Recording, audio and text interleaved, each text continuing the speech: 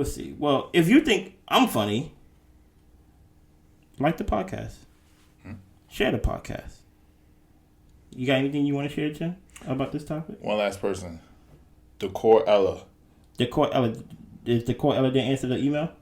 Come on, man. Let's do a podcast, please. What does She does interior design. Design. I got some answers. I got some questions. Cause we had a slight debate about that room.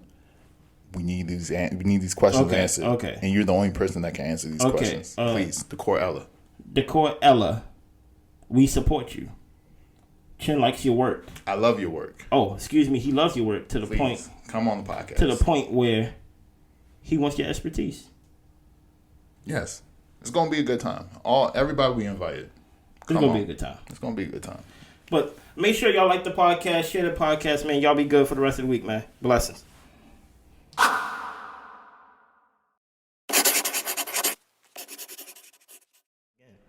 Welcome back to the Mark Our Words podcast, the official podcast of YouTube. What's good with you, Chen? Man, life is good, man. Life is good? Yeah, life is good, man. Guess what, man? What's up? I got the person you wanted to interview. I got... It's been a long time coming. Long time coming. If you follow the podcast... We said a couple names that we wanted to interview. And I don't know if Chen know this about me, but I take it personally to try to come through for our little podcast. But I'm so happy she's here. Yeah. And I know Chen's happy she's here. Yeah, we got some questions. And he actually put me on to like your name and your work, and I was like, wow, these are not Getty images. These are real work. Everybody say hello to Elle. She is the owner of, I'm going to try to say it, correct me now. Yes. Décorelle. Décorelle. Like. Say it again. Décorelle. Décorelle. Yes, it's close enough. Close enough. Okay. See. Chill, please. How are you? I'm good. Thank you guys for having me. No problem. I mean, that's such an intro. I'm not special. I feel like a lot of people would disagree. I think you're very special, especially the come up. I follow you guys early. It's a big come up. Yeah. You were just doing local projects, but now you're international. You're international. So, yeah. But yeah, no, we have a lot to talk about. This is somebody that Chris mentioned, somebody I wanted to interview for a while, just to pick your brain and really understand the grind, the journey from where you were to where you are now. Yeah. And then also just things about design and interior design. So ask away. I think a lot of people, even our followers, always want to know like certain things, but they're kind of scared to ask. And I feel like Yvette and I are very open on social media. That's one thing that I think a lot of people compliment us on, because it's such a mysterious world. Yeah. So go ahead. Cool. Well, for me, since Chen been following you from the beginning, I'm new to this. I'm not true to this. I know Yvette, and shout out to Yvette for shout out to my sister. And one thing I saw a post that sometime I want to say maybe it was last year or maybe a year before on Christmas, that she took the company and made it an LLC as a gift to you. Is that, am I jumping too far ahead in the story, or like is that the beginning part of how you got into what you do now? You're jumping a little ahead, but I think that's where the story starts for most people who've been following us. Obviously, I've been doing this behind the scenes, but just for family. I went to Michigan State University. Go Spartans! They were just fighting in the news a couple of days ago.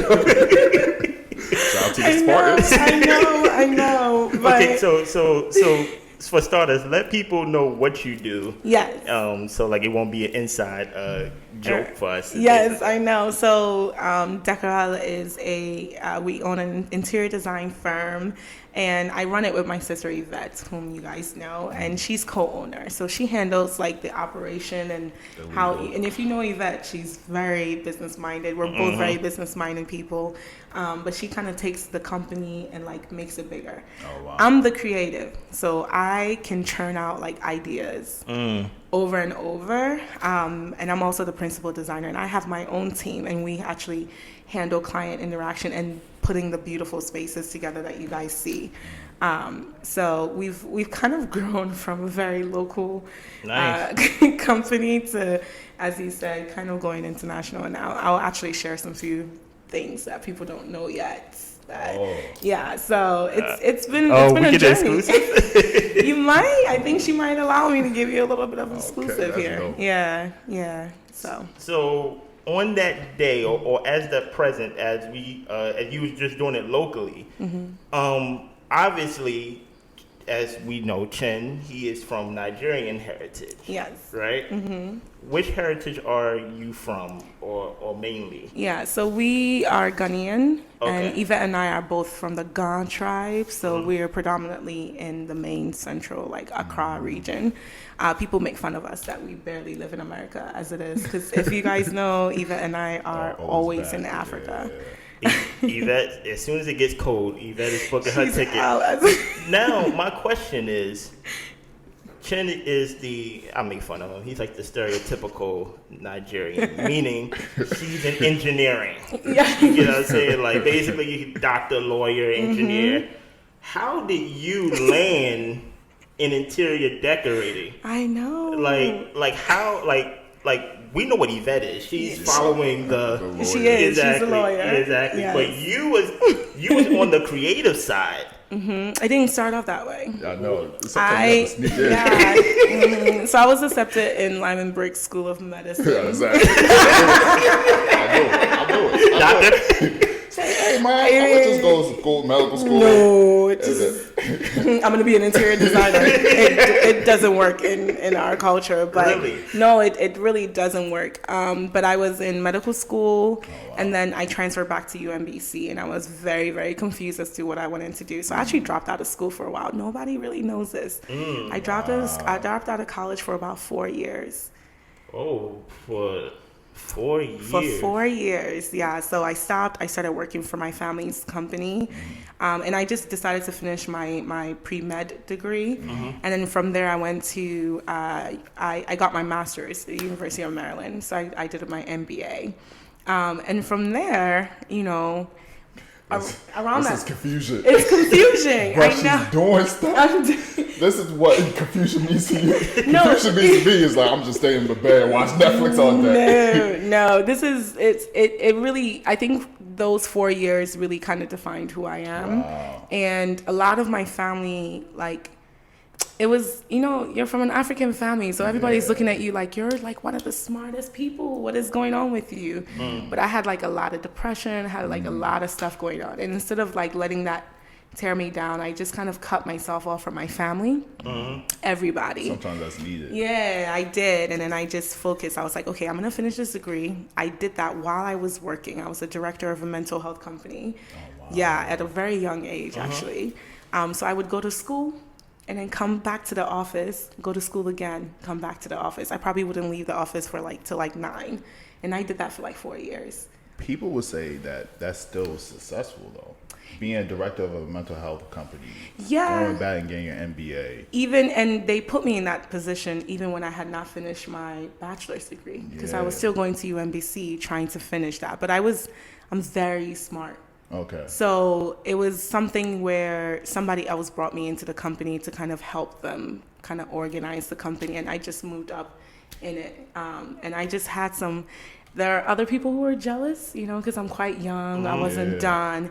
And so there was like a lot of tension, and I actually personally decided to leave. So that is it's so funny. Like, just to give our background just a little bit, I know Chen for 22 years and things like that. So this is the first time, of course, we all met, and it's almost as if like we seen each other's life basically unfold and it's like, oh, how is that like an age thing? Like you hit a certain age, no matter if it's 18 to 20, to where you're in school and you're like, I don't know what I want to do. Yeah. And you're like close to 20, you're close to almost being done, and you actually took the time to actually like stop. I did. Some people would say, you know, it's just better just to get something and just have something like a safety net, and things like that. So during that time while you was doing nothing, and basically when you finally went back to school, interior decorating didn't come to mind at all? I would just do little things around the house. So like starting from Michigan State, we had like a dorm competition, and I would always win. So if you ask people from Michigan State, they're not surprised that this is where I am. But I never knew it was something more than that. I just thought it was like something that I loved. So the story I tell is every time my dad went home to Ghana, he would come back to the house, and yes, I would have painted something in the house. I would have changed rooms, and he would come, Ellen, what is this? And he's like, actually, this is nice. So, like, literally, that's what it was. Every time he would leave, he would come back to something different around the house. And this is when you was young? I was younger, yeah. And he allowed you? I mean, it was nice. Okay. Look, I'm just saying, if you're going to take the lead to paint my house, make sure I like it. You know what I mean? I chose all the furniture in our house growing up. Yeah, we went to like a friend, and then, you know, in hindsight, now that I'm where I am, I was just like, Dad, you actually had a little hand in this, because we went to the furniture store, and I would just I didn't know how much it costs, but I was like, I want this. This is going to go in our entryway. And this was me at like 16. Well, that's dope that your family gave you that type of like trust. Yeah. Because, you know, if I come back, I don't care how much I like it. I was like, who told you to paint the house? I just started practicing with just family. It wasn't anything. But my biggest one was I had my apartment in Baltimore. And that's when I was a director. And my brother came to my apartment. This is when Snapchat became a thing. And for some reason, I decided to Snapchat myself putting my bedroom together. And I woke up and it was insanity. Really? I was like, what is going on? And people were like, are you kidding me? You just did this? And I was like, yeah, I just felt like doing this. So that whole apartment, I like transformed it. My brother came and visited me, and that was like the first moment where I was like, oh, maybe. Because he walked in and he was like, do you know people don't live like this, right? People don't, their apartments don't look like Not this. at all. That's why we didn't do the interview at my house. I was not going to have you judge me like, oh. No. But it was just crazy. He just like affirmed it. But Yvette had been saying it all along.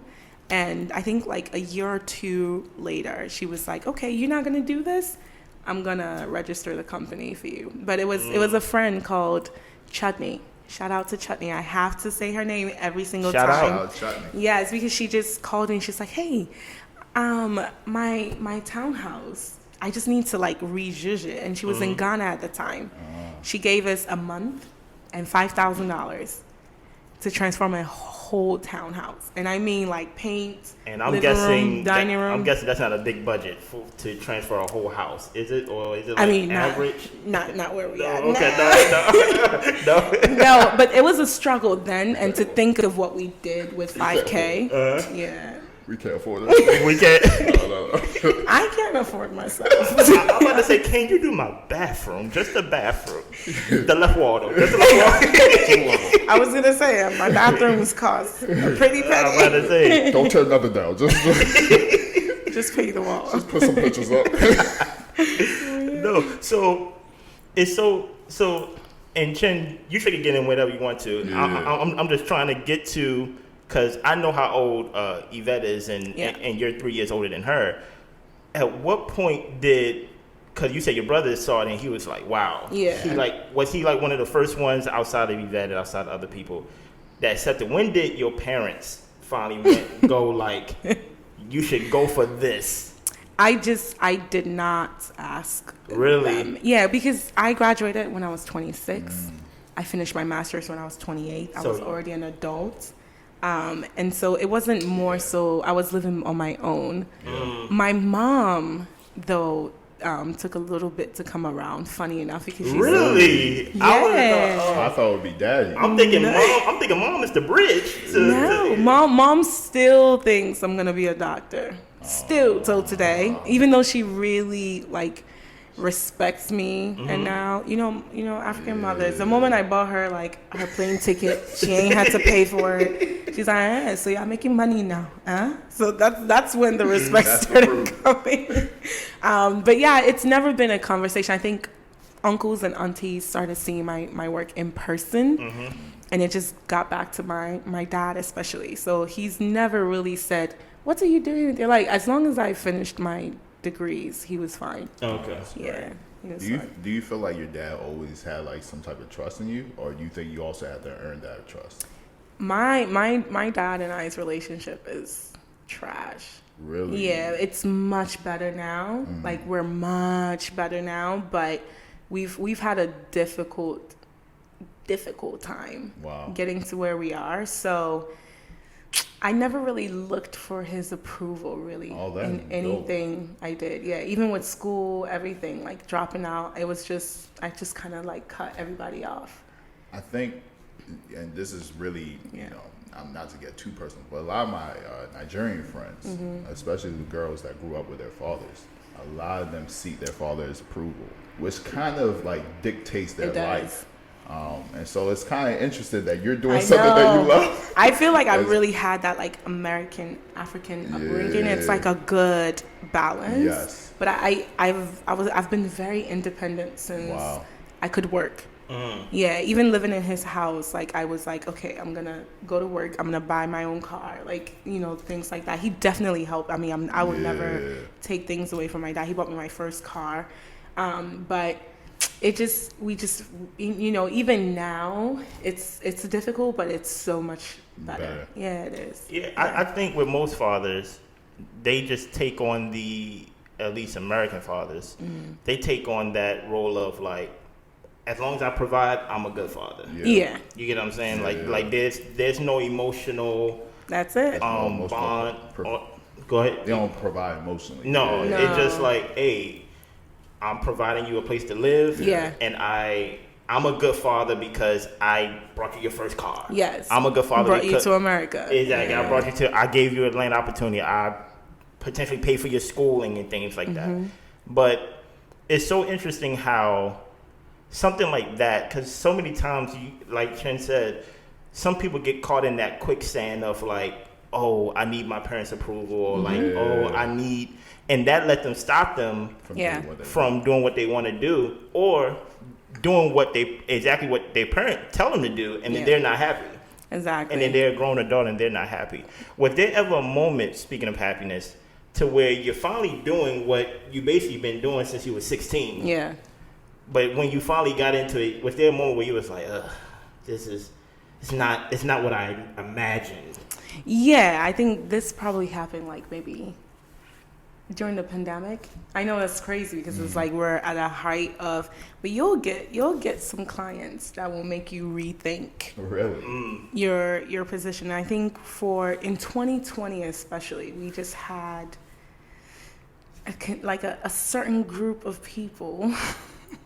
I think I know what group of people you're talking about. We just had a certain group of people that came to Décorelle, and it just wasn't, I don't know, they just took the joy out of what I love, and so now the way we even structure Décorelle is because of those people. I'm actually glad people that came to your team, or people that were clients? Really? Yeah, so we've kind of changed it around where you get a 20-minute interview with Yvette first before you even get to speak with me. That's lit. Before, and she has no emotional attachment to this. She's like business minded. The only emotional thing is just me. She just wants to see me doing what I love, and so you have to talk to her first if she feels like you're a good fit, and then you have an hour with me, and even then I can decide. And it's great to be in a position where we can be like, I don't want to work with you. And I can attest to this because the first person I emailed was Yvette. And that was my first point of contact to get in contact with you. And that's so crazy. The funny thing about it was, I'll tell you a personal story. Yeah. So I played music basically all my life. I'm a drummer and a pianist, right? And I remember telling someone at a young age that they asked me, what did I want to do? This is somebody that I went to church with. Okay. And I said, I'm going to be a drummer. I'm a really good drummer, right? And he said, you can't be a drummer because, like, drummers don't make a lot of money. Like, what are you going to do, like, as a job and things like that? Like, drumming is something you do on the side. But, and things like that, it deterred me from fully going into drumming. Now, granted, I learned to play piano in the meantime, and I'm getting back to drums as I want to make it a full-time thing. But it's so interesting that, like, just encouragement or discouragement can really derail you from basically doing what you love. I hear people say, be careful doing what you, cause I know some people say, if you do what you love, you never work a day in your life. It's a lie. But some people, exactly. But I heard the flip side of it, where I heard somebody say, hey, I don't want to make what I love to do a job because I still want to love it. Like I don't want to make it a career. I like to crochet and things like that, but I don't want to make my life surrounded about it, because if I have to make this sweaters and things like that, and I gotta make 10 sweaters in one day, that's how I eat. And that's why I'm like, did you experience that at all, to where you was like, oh, it's fun when I'm just in the store picking like furniture for like the house, but now you're like, I live on my own. I'm an adult. I need clients. You have too many clients. Too many clients. No, it's honestly a daily struggle, and thanks for that, because I think a lot of people don't understand the pressure it is to like own your own business, and to own your own business in America. And we did it at such, to me, what seems like a young age. To finally quit my job and say, I'm doing this full time. And Yvette's like, God's got us, you got this. And it's a continuous encouragement, because the way our money comes in chunks. So you could have months, and not because you haven't gotten paid, it's because that job you've gotten paid earlier on. And we're doing some stuff with our money. So sometimes I'm looking at the account and she's like, don't worry, and I'll wake up and there's like a chunk in there. So people don't like to talk about money, but as an entrepreneur, I'm not just responsible for myself, I'm responsible for my team. That's a lot of pressure on me. But we're so busy that sometimes it feels like it is work. I think that statement is not really accurate. Like, I still love it. There are moments where I really know, I'm like, I would never do anything else in my life. Because it's truly a passion. And I think a lot of clients see that when they talk to me. It's like one of the most compliments I get. It's like they can tell, like, I really didn't start this for monetary sake. Like, it's just happened to grow into something that's profitable. But it's still there. There are times where I have to take a break, if I have to take a day off. And when I take a day off, I actually just look at design. I just get inspired again, just so that it doesn't feel like work. But it's a lot of work. What you see is just 20% is the beauty you see. 80% of it is me using my MBA to run a business. Are there moments, so you spoke about moments that you really enjoy. What are those moments for you? I like little things. Yes, it's like when I got here, I texted Yvette. I was like, this building has brick walls with black framed windows, and I can peek inside. It has industrial architecture. Like, I can show you our text messages. And she's like, oh, I know you would love it. She's like, yeah, he's street. And I always see design in absolutely everything. When I say everything, I can look at clothes and see how it's going to affect the interior design world, and vice versa, because they are very close together. But I get inspired about everything. I don't watch TV. If I watch TV, I'm watching YouTube. I'm watching design shows, AD, things like that, or I'm reading my magazine and looking at things. I'm always on Pinterest. Like, anything to inspire me is, I'm truly like a very creative mind. I know there's a lot of people who are like, oh no, like mine is insane. I have to turn it off.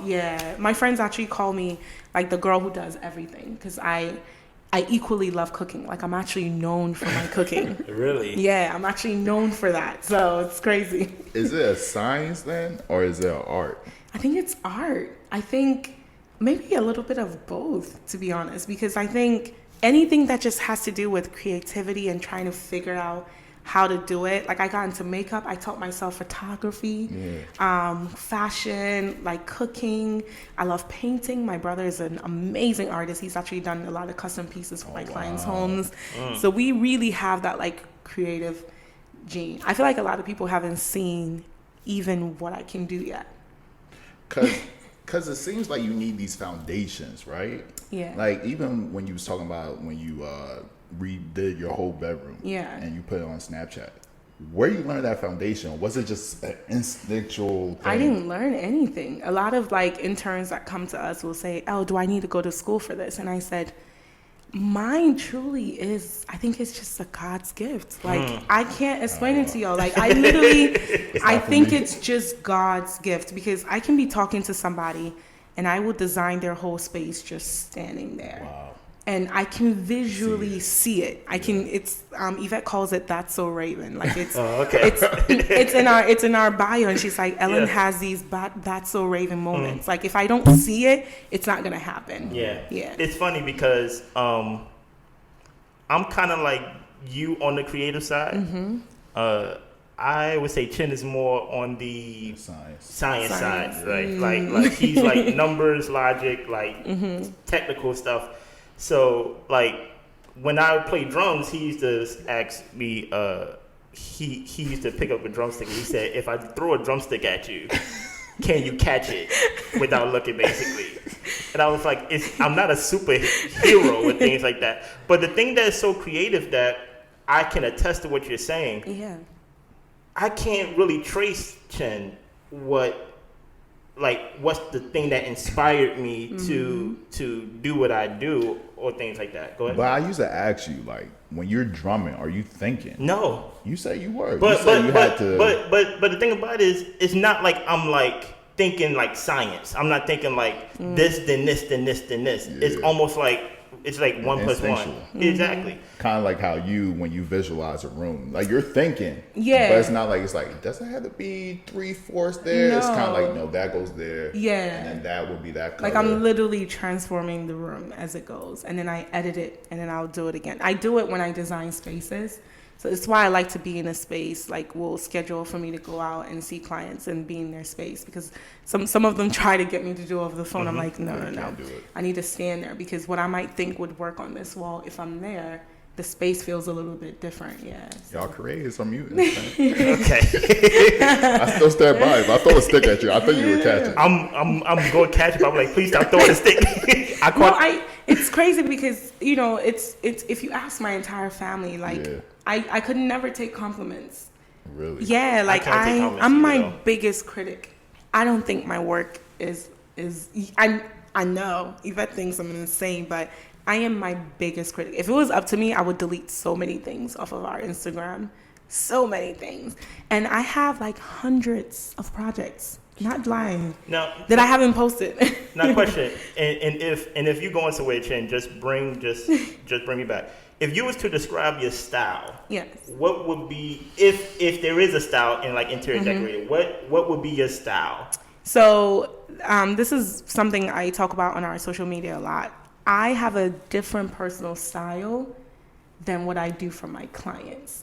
And it's funny because my junior designer recently just asked me, she's like, how do you do it? Because it's very hard to remove your style from what you do for clients. But for what we do for clients, I would describe it as like contemporary. Okay. I am transitional though. I love, transitional is when you have modern and vintage mixed together. So you have some traditional aspects and then some contemporary aspects. I love a very clean sofa, and I would put like a very dingy, rustic table in front of it. And to me, that's beautiful. Or a clean sofa, and then you'll put like a linen, a dark linen, to make it more rustic looking. And contrast. Yeah, and I feel like that stands the test of time a little bit longer, because you're still having the modern aspects in the room, but then you have some things that have been through it, that have aged. And then I feel like in a year from now, you're never going to get sick of seeing that because you're still seeing the new, you're still seeing the old. It's perfect. Yeah. I recently got into like looking at furniture. I didn't know how big that is. That's like that's a whole different fashion. Like, so, and the thing with me, I'm always into like, you know, things that last. And it's hard to really get like old vintage furniture that's you know, reasonable. Yeah. And so I wonder, is that something that you do with your mix, or is it like usually all new stuff? For me personally, like from my home, I tend to take my time in finding like vintagey pieces. For clients' home, I think even now my style is kind of seeping in because I really truly feel like that aesthetic is what I want Décorelle to be known as. I think right now we're seen as quite contemporary. Okay. So whenever I see a client that's like very close to my style, it just makes me happy. But right now for them, it's a lot of new pieces. But I do want to incorporate like vintage shopping and adding in those pieces. And right now we're starting to actually do that. And I'm shocked sometimes when I introduce certain things to clients and they're like, I love it. And I'm like, that happened yesterday. I would have never thought you would have loved this. Like, we paired a marble table with a Pierre Jeanneret kind of chair. It's one of those like, it's just one of those like vintage looking chairs with a cane in the back. You know, cane furniture has become very thing, but like you would never think to pair marble and that together. But they loved it. Wow. And I was like, oh gosh, like this makes me so happy because this is the kind of moments. It's like the kind of stuff you see in AD, you know, Architectural Digest. That's really my vibe. I like it. Like, is that a goal of yours to like be featured in AD one day? Yeah, I mean, I want to have my own TV show, to be honest. Nice. And a lot of people keep saying that, and I'm like, I receive it because that's what we're working on. And I think it's very important that I just say people of color, us, you know, black people. Yeah. Okay. People of color means a lot of things. Okay. Black people. That we get into these industries that it's not so taboo. Like, you know, like we need doctors. Yeah. We need policemen. Yeah. We need firemen and things like that. We need engineers and things like that. But like, imagine I turn on HGTV or like whatever channel it is. I really don't know what channel it is. But and then I see like someone that looks like me. Yeah. You know what I mean? And there's no one like Yvette and I on TV. There's no black African girls doing what we do. And that alone, I mean, I'll just you guys later, that alone is a competition in itself, you know. How so? I mean, so we just came back from Market. I don't know if you guys know what it is. So there's a place in North Carolina called High Point, and it's basically Fashion Week for designers. Oh, wow. So you go for 5 days, costs a lot of money. All designers or just? All interior designers. Okay. It's only open to interior designers. So you see some of the biggest names there. You'll even see people from here that like I compete against. They're all there for those 5 days. And basically, it's the whole town is just furniture. So you go to these different exhibits, and basically it creates a relationship with these people for you to get, you know, exclusive furniture for your clients, but at decent price points. Okay. Right? This is the kind of stuff we didn't learn year 1, year 2. Like, nobody shares this with you. I didn't even know this existed. I know. I don't even know. It was Yvette. Like, I think I was like, what is trade? You mean I don't have to buy things from retail stores? So 90% of what we do is trade. Things from retail. Yeah, I do not. 90% of our furniture is not from retail. So you can't buy, if I put something in his house, majority of the time you can't access it. Yeah, it's like that exclusive thing. I mean, if you're paying that kind of money, you want that exclusivity. But it means I can sell it to you lower than what you would see it as at retail. Wow. So it's a secondary way for us to make income, but then also give our clients a discount. So it actually works out for both designer and client. So while you was there, what did you experience? Did you see anybody else like you? Like, yeah. So the first time I went, I hated it. Really? And this is something that actually nobody talks about. It's very racially. I felt it. Yvette felt it. Imagine America. Imagine being on a bus. You know, we have shuttles that pick you up from the hotels and take you to the location. And we were the only two black people in a sea of white people. Please tell me you was in the front. Please tell me you was in the front. Please tell me you was in the front. Don't tell me you was in the back. No, we're in the back. No, we weren't. We weren't in the back. We weren't in the back. No, we weren't. It was just weird. And even this year, I went with my assistant. Okay. And it was the same, but it was different because I think there was a Nigerian girl on the bus. Oh wow. So when we got on, they were asking. They said, "Oh my," the bus driver said, "The Marriott smells so good," and I was like, "Oh, it's Aroma 360," and all the designers are like, "What is that?" And I started educating them. Wait, you knew the smell just based off of? Yeah, I mean, I knew what they were using because I worked for an advertising agency, and we're the ones who actually helped Marriott kind of launch their online platform. So, jack of all trades over here. Yeah. Hey, yo. I thought you was just doing clients. You working with advertising? So no, this was like when I was just before I went full time with Décorelle. I was working with like a really big ad agency in DC, and it's funny when I was leaving that job, I was leaving to become full time. Oh wow. CEO. So it was it was a big deal for me. But anyways, they came on. She was like, "It smells so good." So I started telling them what it was. CEO of Décorelle. Okay. Yeah. So I was like.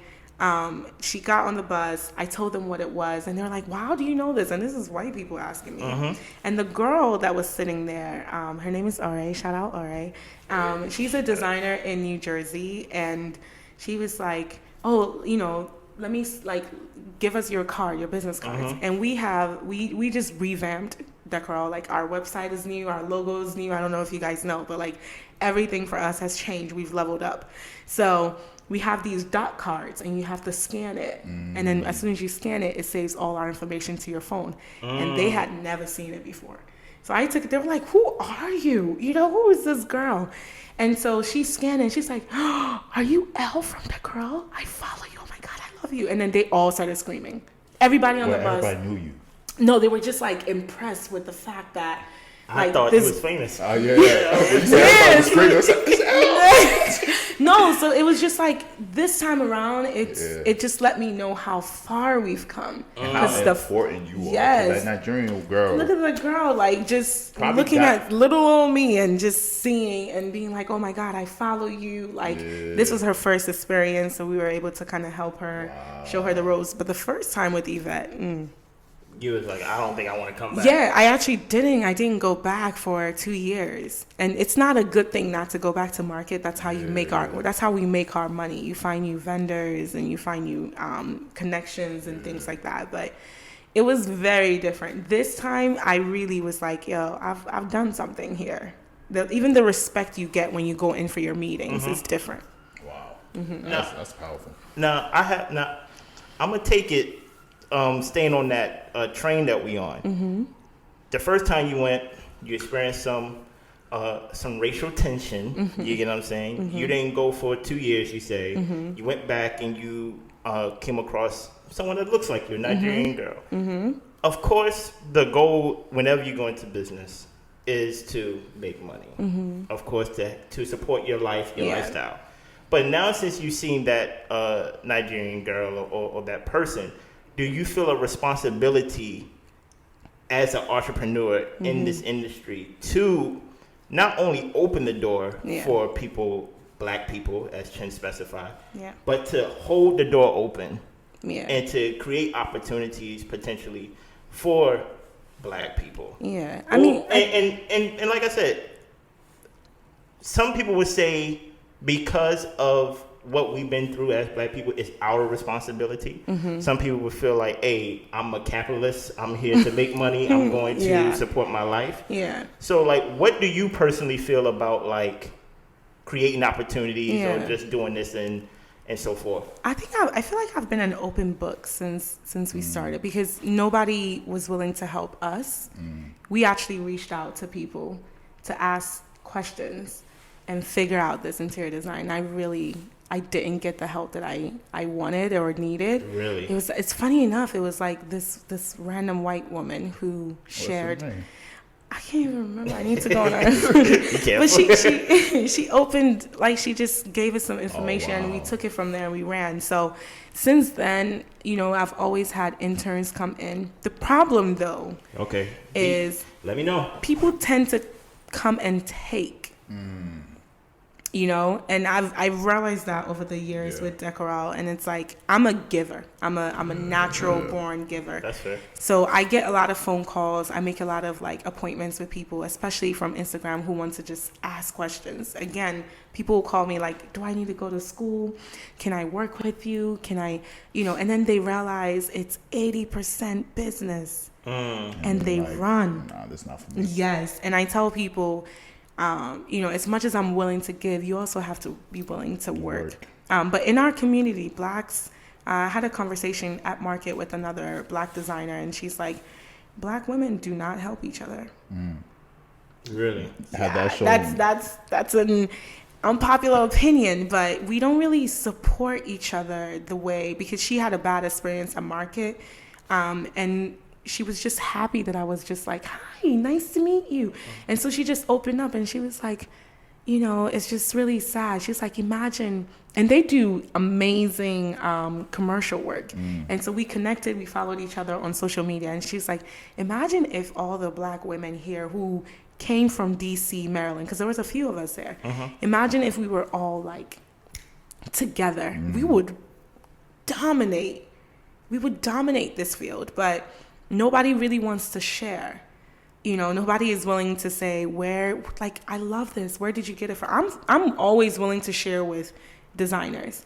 A lot of people, maybe like other people who are on social media, might say, hey, where'd you get this table from? I'm not willing to share that because it's not fair to the client who paid me to then source that piece. But if you're a designer and you're trying to come up, how does it hurt me to share with you? And there was actually one famous very well-known DC designer that was there, and I got to meet her for the first time, and she gave me the contact to her China, like she has her own furniture line. And I said, I'm shocked you're giving it. She said, it doesn't hurt me to bring you up.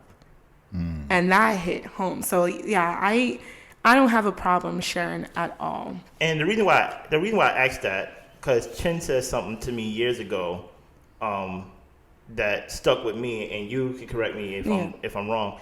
Chen was talking about him being in the tech industry and how he wanted to be in there for Black people because many times we're late to the party or something like that. And I think that's so interesting because, truth be told, I know more. Well, now it's starting to get a little bit more diverse, but back in the day, 10 years ago, I mainly only known programmers to be the white kid or the white man that got the gloves with the shades on with the code and stuff like that. But now it's like, oh, once somebody can see that it's possible for you to be in a certain industry, you will realize that, oh, there's Black people getting to tech. The first year I went to High Point in North Carolina, it was only us. I come back 4 years later, it's more people. It's more, so it's like, that's why I'm always interested in like that responsibility. And the funny thing about it is, no one tells us that we have to do this. It's almost as if it's like a feeling or something like that. Like, oh, because there's not a lot of us, and because I have this information, I feel like if I see someone that looks like me, I have to at least tell them what's going on. So that's why I asked that question. Yeah, I mean, and there's another designer who organized this like Black design event at market, and it was just for Black designers. I mean, there were other white people there, but it was just like a soiree so that Black designers can meet each other and things. And that's how I met those two lovely girls. I wish I met more, but there's this thing with designers, and I always talk about it. There's this like pretentiousness, really? And yeah, I feel it a lot when I'm at market. You know, everyone wants to be seen as the best, or like their stuff is good because they feel like that's what gets them respect and things like that. But I'm like, and you can see it on them, even the way they carry themselves and things like that. And it's, to me, I feel like there's just enough work for everybody. And this is an event that people from all over the world come to. It's not just like U.S. I mean, everybody. This Really? is where you get your furniture and then it ships out to the rest of the world. So it's a big space. It's really meant for us to like connect and make, you know, things. I just wish us as blacks, like the designers that were there, it wasn't, I mean, the population of black designers that were there compared to the rest is drastic, obviously. So I just wish we were just a little bit more open. I just felt it was a little cliquey. Yeah, it was cliquey for me. Also, to your point about being there, the face for people in certain industries, one thing I appreciate about you is that your work is high quality. I think one, being Nigerian and then also being black, and we had a discussion when we was doing like what was the topic? I think it was Black Fridays. Black Fridays. One of the discussion was, could you support black businesses? And you know, the issue that a lot of people have is that a lot of the quality for black businesses are not high enough. Whereas with your stuff, it's too high. I can't afford it. But I appreciate that. I like, and I think, you know, there's a fear that if you make it too high, that black people won't be able to afford it. But that's not true. That is not true. And then two, if people buy things that they can't afford all the time. Why now, when it comes to your stuff, is an issue? And so I do appreciate that you're in that space, not just in interior design, but also interior design at the highest level. So that's one thing I wanted to also say. I appreciate that. And that was where the rebranding came to, because I didn't want, when we first started, people thought they can come and they would call my cell phone. And I've lost friends. Really? Why though? Oh yeah, I've had friends who, like I'll tell, like maybe they'll suggest someone to me and then they'll give them my cell phone number. Now clients do not have access to me. Oh wow. Like with my cell phone. You can imagine how many projects we have. And people don't have boundaries. So even if you set them, there are going to be some people who cross them. So I don't give my personal number to clients. And if you're a friend, I really don't like working with friends. If I can avoid that at all costs, I will. Chen love that right there. I do not recommend it. But like I wanted Décorelle to come off like, I always say this and it's a bad way, but like it's true. We always kind of make a joke like, if this was a white interior design company and they're asking you to make a payment that you owe them, how long do you think before they send you to collections? The first day you late. Yes, but really? But the funny thing is, it's a double-edged sword. If we did it, then I'm being too big now.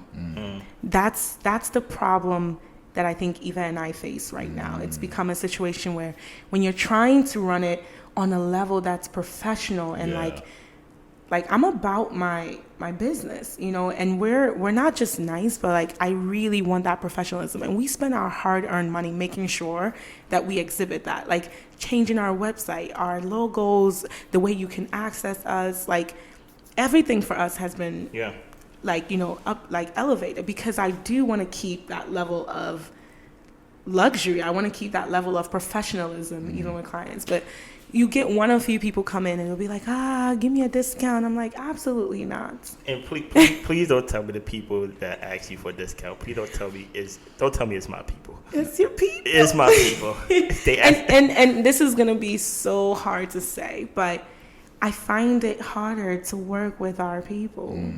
It kills me, because that's what I want to cater to.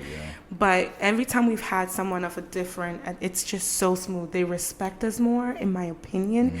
Obviously, I have wonderful clients. This is not generalization, but the people we tend to have problems with is our people, and that just kind of makes it sad for me, because again, it's why I want to hold us to a certain standard, but then people kind of complain and say, okay, I want to support a black business. But when that black business is operating as a business, you're offended. And we face that a lot. It's really tough, guys. That's wild. No, it's like, you know, coming from someone who actually does this on a daily basis, it's like, I'm like, why do I need to do this in order for you? So we don't play anymore. I will send you to collections. That's good. Yeah, I will. No, I will. I will, because it's, and you know, there's so much obviously we don't share. There's you know, so many projects I won't post just because I feel like, even though it's beautiful, I feel like I didn't like the way the person treated us, or that we held like our professionalism, but it was just never treated this way. So I really appreciate that. I hope that's really how we're coming off as, like, you know, a really, it's not just how it looks, it's even how we operate behind the scenes. It's like, I try my best to make sure we're on top of things, for sure. Next week on the Mark Our Words podcast. Now you're a household name. Now you have clients on clients on clients, to where will you ever give someone the creative control to represent your name, to represent your company?